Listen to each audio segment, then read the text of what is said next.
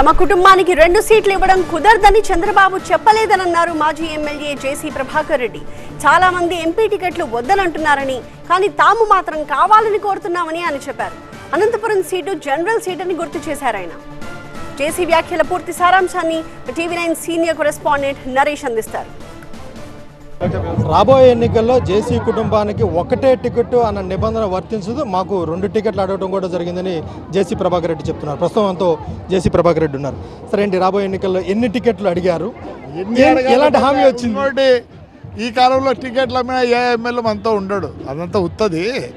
ఆ కాలం ఉండే మా అన్న కాలంలో ఉండే అందరు ఫాలోవర్ ఉంటే ఇప్పుడు ఎవరికి ఫాలోవర్స్ లేరు.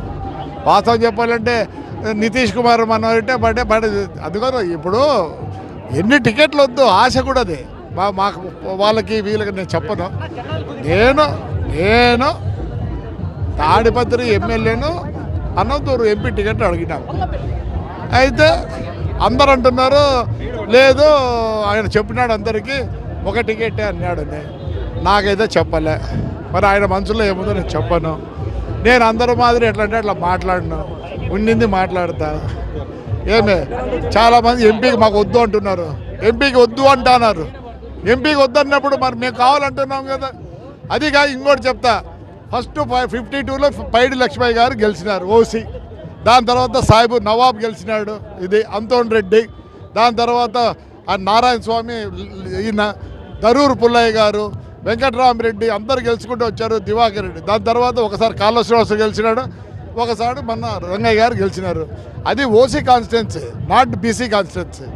దాని గురించి మాకు ధైర్యం ఉంది ఇస్తారు. తాడిపత్రి కొడుకు అడిగారు కదా, ఎంపీ ఎవరికి అడిగారు మీరు? ఎవరు? నా కొడుకు, వాడు ఇంకో కొడుకు. మాకు ఇద్దరు ఇంట్లో సపరేట్గా లేరు.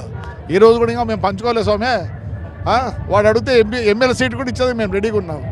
పవన్ కుమార్ డెఫినెట్గా వాడు కావాలంటే, ఎందుకంటే వాడు ఎమ్మెల్యే అంటే వద్దంటాడు, నాకు ఎంపీదే కావాలంటాడు. అల్లుడికి కూడా అడిగినట్లు తెలిసింది లేదండి, అల్లుడిని అడగలేదు, ఏదో చెప్తూ ఉంటారు. అల్లుడిని మేము అడగలేదు, they are forcing him. Chandrababu ఏం చెప్పారు సార్? ఏమైనా హామీ ఇవ్వడం జరిగిందా అనంతపురం ఎంపీకి సంబంధించి? నేను చెప్పేది నేను కూర్చున్నా, నేను చాలా మాట్లాడినా. పెన్షన్ది కూడా నేనే మాట్లాడింది.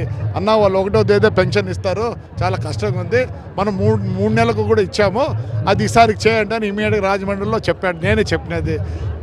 మా మైనింగ్ గురించి అడిగినాను, లేదు కాంప్లికేటెడ్గా ఉంది, మనం చేద్దాం, డెఫినెట్గా చేద్దామని చెప్పి. నేను ఎప్పుడు నా సొంత 1 నిమిషం అడిగేది. మొత్తం కాన్స్టిట్యున్సీ గురించి, పబ్లిక్ గురించి నేను మాట్లాడితే ఎక్కువ.